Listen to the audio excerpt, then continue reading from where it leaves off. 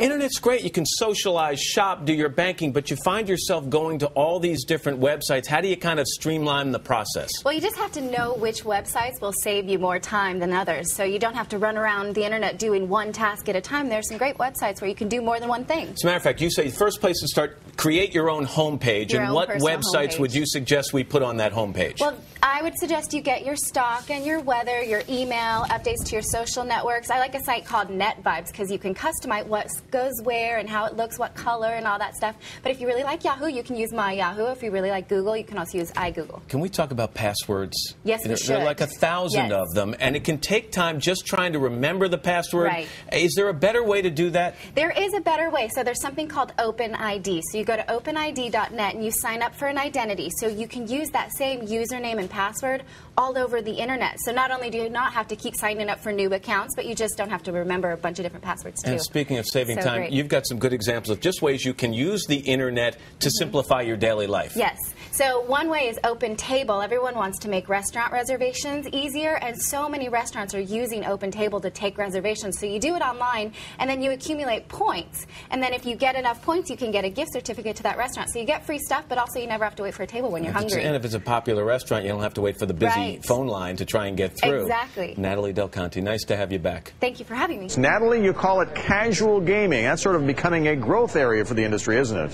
It really is, and we're seeing what's surprising in this industry is that women want to play games just as much as men do. In fact, even more so. Almost 2/3 of the people who are playing casual games are not young teenage boys. They're actually the soccer moms who want to play. Give me a for instance. What kind of game are we talking about? I mean, the Wii, I guess, is a good example of that, right? The Wii's not necessarily a casual game, although it has casual games. The Wii is still a game console. We're talking about things that you can find in your browser. What are we expecting for next week? Well, we're expecting sort of a reinvention of the current iPhone. What they're doing is releasing the code for the iPhone so that other companies can develop on top of the iPhone, whereas before, Apple really decided what went on the iPhone in terms of calendars, in terms of games, in terms of weather. Pretty much everything that went on the iPhone, Apple dictated. And so now they're going to let other people develop for that, and that is going to sort of change the geography of the iPhone altogether. Right, there's no console. This is called MMORPG. These are massive multiplayer online role-playing games, and what you do is you put them on your computer. So you use a keyboard and mouse,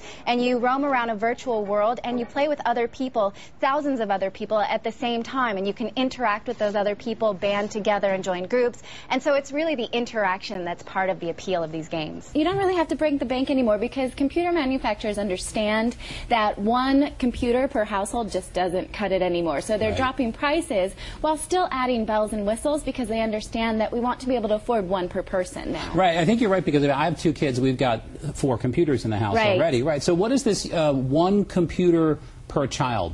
So this is a project out of MIT, and they designed it to distribute to third world countries so that students in third world countries could have computers. But they did such a great job that Americans want it too. So originally it was supposed to be priced at $100. By the time they put it together and put the processor and the screen and all the hardware together, it's now at about $200. But it has things that our computers didn't have before. So it's got a screen that works in sunlight, and it's also got a 12-hour battery. What's this? Well, this is the Dell Inspiron, and it has a lot of the features that most of the higher-end laptops are having these days, but it starts at $500. So it's got this great media port up top, and it's got an HDMI port, which is something that we usually see in higher-end laptops.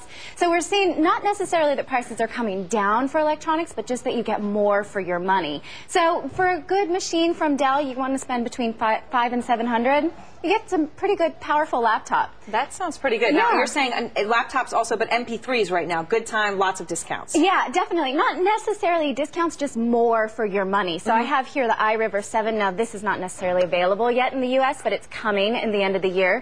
And this is also a GPS. So you can take it, put, your pictures, your movies, and your music as well. And who makes that? It's by a Korean company called iRiver.